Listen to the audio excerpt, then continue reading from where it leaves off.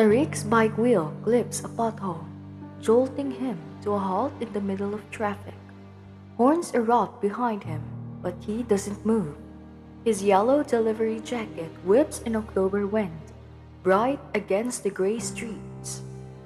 His eyes are fixed on the sixth-floor window of the brick building he's pedaled to every Thursday for 8 months. A sheet of paper is taped to the glass, tilted, trembling in the draft, as if it's barely holding on. Afternoon light catches the edges, turning it into a flickering beacon. Tariq squints, heart pounding hard enough to drown out the city noise. 4 words, thick black ink, careful and deliberate, to the guy in yellow. Another horn blasts. A driver curses, but Tariq feels like the pavement had cracked open beneath his tires. In all the years he's carried other people's meals, their medicine, their forgotten necessities, no one has ever left something for him. Why now? Why here? And why does reading those 4 words feel less like a note and more like summons? He thought it was just another delivery, but the note in the window wasn't meant for the food he carried. It was meant for him.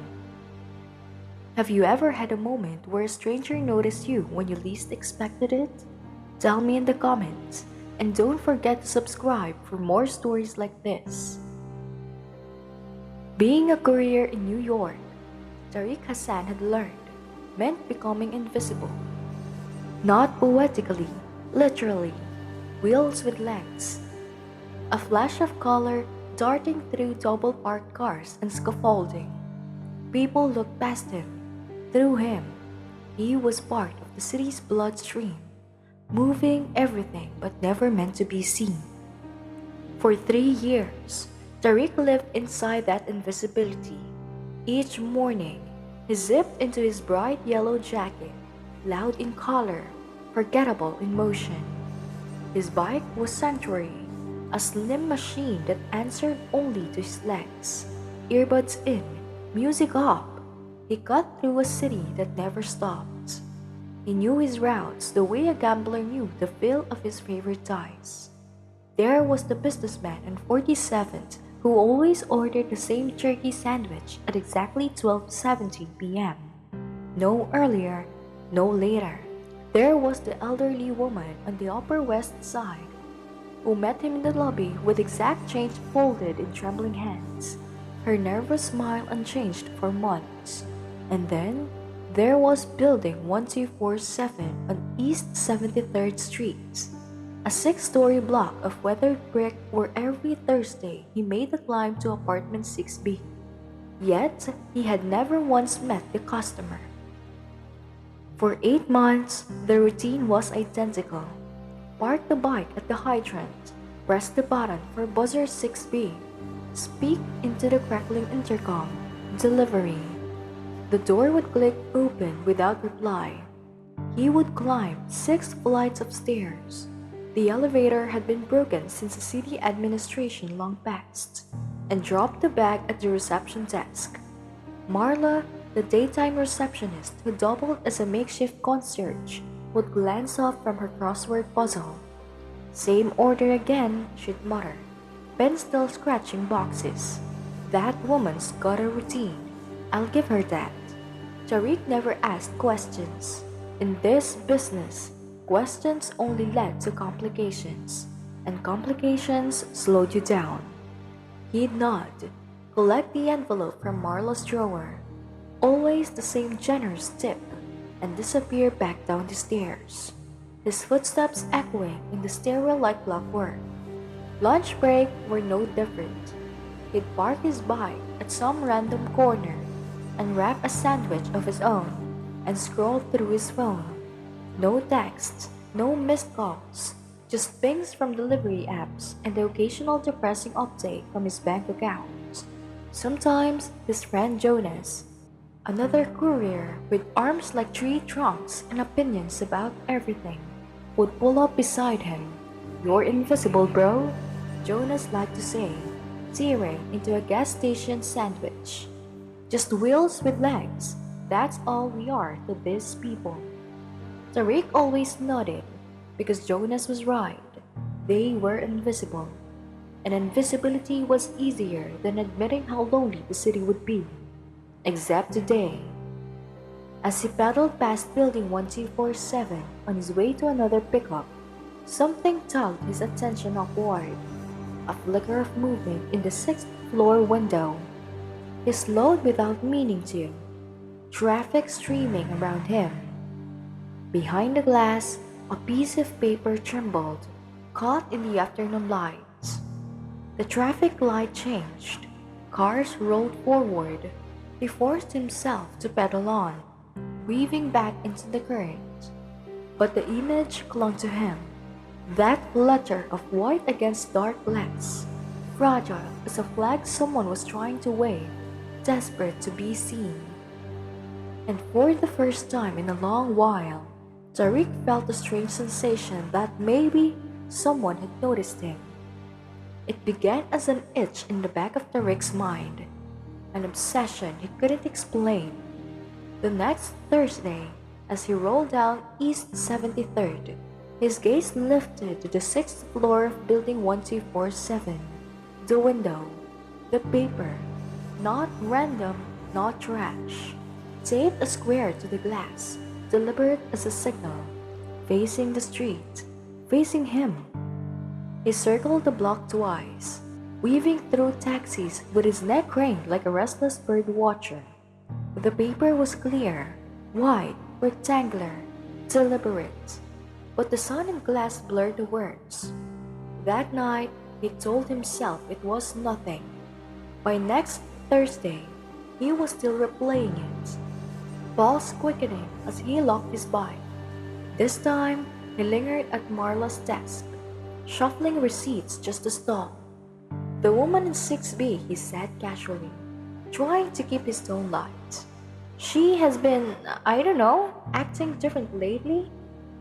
Marla's eyebrow arched, pencil still hovering over her crossword, like he'd asked for state secrets. Different how? I just noticed something in her window, Tariq muttered, scratching the back of his neck. Thought maybe she was trying to get someone's attention, maintenance issue or something. Eddie's been in that apartment for 12 years, Marla replied. Same meal every Thursday, same envelope with a tip. Keeps to herself. Whatever's in her window, that's her business. Eddie. The customer had a name. For 2 weeks, the paper stayed taped to the glass. Each time Tariq's route neared, he detoured, pulse quickening as his eyes dragged upward. Still there, silent, insistent, like a message on an unreachable shore. Then, late October, it changed. A larger sheet, fresh, perfectly centered. Tariq slowed in traffic, squinting as sunlight caught the black ink. The words sharpened into view. To the guy in the yellow jacket, thank you. He nearly swerved into a parked car, jerking to the curb, heart hammering. He read it again. The words didn't change. They were for him. They had to be. Who else in a yellow jacket showed up every Thursday without fail? Who else had become part of this silent ritual? But thank you for what? 20 minutes later, Jonas spotted him still rooted to the corner, staring upward as if the answer might materialize if he just waited long enough. Yo, what's wrong with you? Jonas called, braking beside him. You look like you've seen a ghost. There's a note, Tariq said, voice low. In the window, for me. Jonas followed his gaze, squinted, then barked out a laugh. That? Man, you trippin'. It could be for the mailman. It could be for the guy with the dog. It could be for anybody. You think you're special just 'cause you wear a jacket? But Tariq knew. He knew the way you sometimes know things without logic or proof. That paper wasn't for strangers. It was for him. From then on, 1247 pulled him like a magnet. Routes bent past it. Brakes stretched longer. Jonas teased him, catching feelings for a building. But it wasn't bricks or glass that held him. It was the mystery, the connection. For once, someone had noticed him. And then, 3 weeks later, the order stopped. Nothing for 6p today, Marla said when he asked. Or yesterday, or last week. Come to think of it, guess she canceled the service. The twist in Tariq's chest became a knot. He circled the block that afternoon, then again the next day. The sixth floor window was empty now, dark, no paper, no light, no proof anyone was there at all. For the first time in 8 months, he asked himself a question he couldn't shake. What if something had happened to her? The thought pried open an older wound. 2 years earlier, his mother had died alone in a hospital bed on the far side of the city. He'd been peddling deliveries across town when the nurse called. But by the time he reached the ward, it was over. Later, the nurse told him his mother had asked for him in her last hours. Asked if anyone was coming, and no one had. That memory gnawed at him as he stared at 6B's dark window. What if Eddie was in trouble, and the only one who might notice was too afraid to knock? His hands trembled over his phone. Thumb on the delivery app's hotline. He could report it, but what? Say a customer stopped ordering pad thai and took down a note? They'd think he was crazy. Maybe he was. That night in his studio, he hunched over cold May, the phone's glow fading on the table. Silence pressed in. At last, he pulled a crumpled receipt from his pocket, smoothed it, and flicked his pen. In careful, deliberate letters, he wrote, "You're the reason I don't skip Thursdays." Folding it small, he tucked the note into his delivery bag. He told himself it was nothing, just a gesture, just words. But deep down, he knew crossing this line might change everything, and he wasn't sure whether he wanted it to, or was terrified he already did. Friday morning broke gray and damp, drizzle smudging the skyline.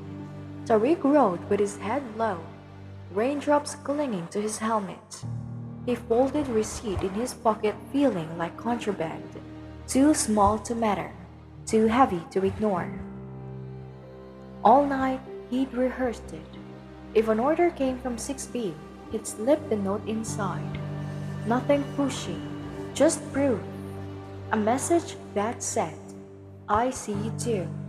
Not love, not demand. Just a reminder that the man in yellow was more than a courier on autopilot. But the order didn't come. Not Friday, not Saturday, not Sunday, not even Monday. Each silent day stretched his doubt tighter. Tariq replayed his foolishness on repeat. The trembling hand, the words scrawled on the scrap of receipts. You didn't write notes to strangers. You didn't wed yourself into someone else's fragile life. You delivered. You collected. You vanished. That was the job. That was who he was, wasn't it? By Tuesday, the weight of it showed. His co-worker Jonas spotted him at lunch, drumming restless fingers on the edge of a plastic table. "You still thinking about the window lady?" Jonas asked, voice half teasing, half concerned. Tariq didn't hesitate. "Her name's Eddie." "Oh, she got a name now?" Jonas smirked, chewing his sandwich. "Man, you're in deep. Look, I get it. The city's lonely. But all you know is she orders pad thai and saves riddles to a window.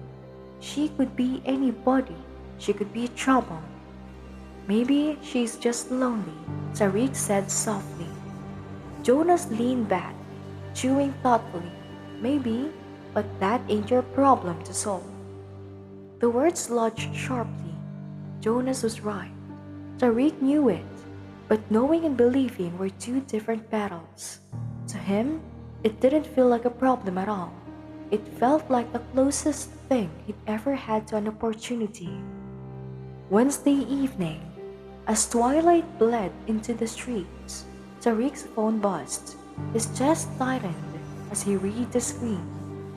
Delivery request, Building 1247, Apartment 6B. The folded receipt was already damp from his palms when he pedaled into the darkening rain. Every streetlight reflection shimmered like a warning. Every car horn jangled like a dare. By the time he reached the buzzer, his legs ached and his heart thundered as though his ribs weren't enough to hold it steady. Delivery, he said. Come on up. The voice through the intercom was softer than he remembered. Or maybe he was only now paying attention. 6 flights, no Marla this time. Evening meant no receptionist, no chatter, no distraction, just him, the echo of his sneakers on concretes, the food warming the inside of the bag, and the folded scrap of paper in his shaking fingers. The words he had written stared back at him. You're the reason I don't skip Thursdays. It looked so small now, almost pathetic, but it was the truest thing he had ever written. Terrifying in its honesty, vulnerable in a way he wasn't used to. He slid into the bag, tucked between containers that smelled like ginger and basil, and set the bag gently by the door of 6B. Then, he turned and bolted down the stairwell, as if speed might erase what he had just done. By the time he reached the street, his hands were shaking so badly he could barely grip the handlebars. 4 days of silence. He circled the block again and again, searching the 6th floor window for tape, for light, for a shadow leaning close. Nothing, just glass. His hope thinned to a thread. Maybe Jonas was right. Maybe this was madness, not a connection. Then, Sunday night came. Another buzz on his phone. Same building, same apartment. The rain had started again, heavier this time, soaking through his gloves as he climbed the familiar 6 flights. He set the bag down outside 6B, gave the door his usual knock, and turned to leave. The stairwell groaned beneath his weight as he descended, each step echoing in the narrow space. Then, so soft he almost missed it, came the faint scrape of paper against wood. Tariq froze. Slowly, he looked back. There, just beyond the trash vault of 6B, a folded slip of paper had been pushed into the hallway. His name was written across it in careful handwriting. The letters steady, deliberate, like someone had taken their time, like it mattered. His name was written carefully across the front. Not delivery guy, not courier, but Tariq. His breath caught. He didn't dare open it until he was blocks away. Under the halo of street lamp, rain pooling at his feet. The note was simple, fragile, human. Your knock reminds me I'm not invisible. Thank you. The ink smeared where his gloves dampened the page, but the words remained legible, etched into him. He pictured her, sitting by the window, waiting for the yellow flash of his jacket, listening for the thud of his footsteps on the stairs. All this time, he thought he was unseen, but someone had been watching, someone had been waiting. Tariq folded the paper with trembling care and slipped it into his wallet behind his license. Then, beneath the cold autumn rain, he broke down, not from despair, but from the sudden breathtaking knowledge that his existence had finally brushed against someone else's in a way that mattered. Someone saw him. Someone had been waiting for Thursdays too. The correspondence began fragile. Scraps of paper slipped into delivery bags, a secret rhythm carrying Tariq through the weeks. Not romance, not friendship, but something that lived between words. In folded notes, that could change the texture of a day. Eddie wrote about details no one else saw: the click of his bike chain, the three-note whistle at the lamppost, the flash of yellow that turned Thursdays and then her weeks bright. One evening, her script curved more softly. I've been inside 8 months. Car accident last winter. Broke more bones than I knew I had. The delivery service was supposed to be temporary until I could walk again. But it became the only thing predictable, safe, and you became part of that safety without knowing it. Tariq read it 3 times before replying. His letter was longer than anything he'd written in years, about how the city felt colder since his mother's death, and how he'd chosen Thursday routes, not for efficiency, but for 1C47, because he looked forward to it, even if he couldn't say why. I used to think being invisible was just part of the job, he wrote. Now, I think maybe I was just hiding. Her letters began to stretch longer too, describing how she recognized him from the blocks away, the tilt of his shoulders, the lean of his turns, the way he always checked his phone at the same traffic lights. You probably think I sound like a stalker, she confessed. But when you're stuck in a 6th-floor apartment for most of a year, you notice things. You become an expert in the rhythms of streets, and your rhythm was the only one that felt like music. From then on, Tariq timed his routes differently, slowing near her block, pausing within sight of her window, not from desperation, but to live inside the rhythm she described. Sometimes he caught her silhouette, sometimes he lifted a hand. Each moment felt like the city paused just for them. Jonas noticed the change before Tariq even said a word. "You're different," Jonas said one afternoon, unwrapping a sandwich. "Happy different, annoyingly happy. Is this still about the window woman?" "Her name's Eddie," Tariq replied. The word's automatic now. "Right, Eddie." Jonas teased. "The woman you've never met but somehow know better than your own family."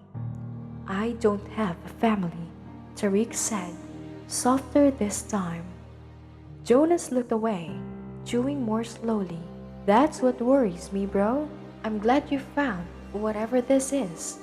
But what happens when she doesn't need you anymore? When do the notes stop? When she gets better?" The words hit harder than Tariq expected because he'd thought them himself. In her last letter, Eddie had written about physical therapy, about progress, about maybe returning to her freelance design work in the new year. She was healing, and that was what he wanted for her. But healing also meant change. Change meant independence. Independence meant no more deliveries. Jonas tried to offer a solution. Maybe that's when you actually meet her. Knock on the door for real. See if what you've got in letters survives in real life. But Tariq wasn't sure. Real life wasn't messy. Letters were perfect. That night, he wrote something he hadn't dared put into words before. "I know this won't last forever, but knowing you see me has already changed something I didn't realize was broken." Her reply came smaller than usual, folded with precision, as if she'd rewritten it many times before deciding what to send. What if the magic isn't that we see each other, but what we choose to? Every Thursday, every note, it's a choice, and choice makes invisible people visible. The words struck deep. Maybe she understood their bond better than he did. They weren't courier and customer anymore, but two people pulling each other out of the city's blur. But as winter tightened its grip, Eddie's letters grew brighter with talk of progress. Tariq's chest grew heavier because he knew what came next. The notes couldn't last forever, and when they ended, so might the only connection that had ever made him feel seen. The last Thursday before Christmas was sharp and brittle, the kind of cold that froze through gloves. Tariq's phone buzzed. Building 1247, apartment 6B. Routine. Yet as he pedaled, he felt a finality in the air. Eddie's last note had been different. She wrote of therapy after the holidays, of hunting for a place with fewer stairs, of change. Her words felt careful, almost apologetic, as if bracing him for the end of their ritual. His reply was the truest thing he'd ever written. Whatever happened next, these months of knowing you see me have been the best part of my year. Maybe the best part of many years. Now, climbing the 6 flights to 6B for what might be the last time, Tariq felt the weight of endings pressing into his lungs with each step. The holiday order was heavier than usual. Steaming containers of her favorite Indian food, and what looked like desserts bundled at the bottom of the bag. A celebration, perhaps, or a goodbye feast. He set the delivery outside her door as always, knocked, waited, then lingered longer than he ever had, pressed his ear to the wood, straining for the scrape of movement. A shuffle, a cough, anything to prove she was just on the other side. Nothing. Only the building's tired radiators groan through the pipes, and the faint hum of city traffic filtering up 6 floors. Walking back down, the descent felt heavier than the climb. Each step is a countdown. 6 flights, 5, 4. By the 3rd floor, a decision rose in him. Small at first, then absolute. Instead of leaving, he stepped outside and turned back. For the first time in all those months, the 6th-floor window glowed brighter than the rest of the building. Not the soft accident of a light left on, but deliberate, flooding the room with warmth as every lamp had been switched on. And there, framed in gold, silhouette against glass, was Eddie. She was smaller than he'd imagined, her frame leaning softly towards a gate or walker at her side. But she was there, not a handwriting sample, not a folded note, her, looking down at him as he looked up at her. Slowly, she raised her hand, a wave, simple, careful, yet it carried the weight of every Thursday, every exchange, every fragile bridge they had built between anonymity and recognition. Tariq lifted his own hand halfway, instinct tugging him to return the gesture, but something in him resisted. This was the perfect shape of their story, distance intact, mystery preserved. Two people choosing to see one another without ever collapsing the space between. He let his hand fall, and instead, he did what he'd always done. He mounted his bike and pedaled away. At the corner, though, he broke his own rule. He looked back. The 6th-floor window still glowed, her silhouette still there, watching. 6 months later, Tariq's delivery route changed. Different addresses, different names, different rhythms. But every Thursday, no matter where the job took him, he detoured past Building 1247. The 6th-floor window was usually dark now. Marla had mentioned in passing that Eddie had moved to a ground-floor unit across town, more practical, easier on her body.